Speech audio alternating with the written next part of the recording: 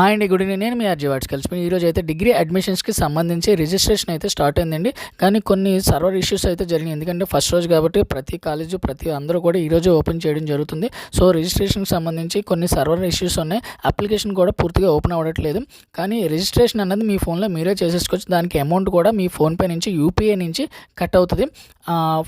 ఈ రిజిస్ట్రేషన్కి సంబంధించి amount fee ఎంత కట్ అవుతుందంటే బీసీ వాళ్ళకి అయితే ఎస్సీ ఎస్టీ వాళ్ళకి ₹200, బీసీ వాళ్ళకి ₹300, ఓసీ వాళ్ళకి అయితే ₹400 అంటండి. మన కాలేజీలో అయితే ఫ్రీగా చేసి పెడతారు. అదే బయట మీరు చేయించుకుంటే ₹100 ఎక్స్ట్రా, 200 ఎక్స్ట్రా తీసుకుంటారు. ప్రతిదీ కూడా మీకు కాలేజీలో అయితే ఫ్రీగా చేసి పెడతారు. హెల్ప్ లైన్ సెంటర్ అయితే పెట్టారు. సో మీరు కంగారు పడి ముందే అవ్వకండి.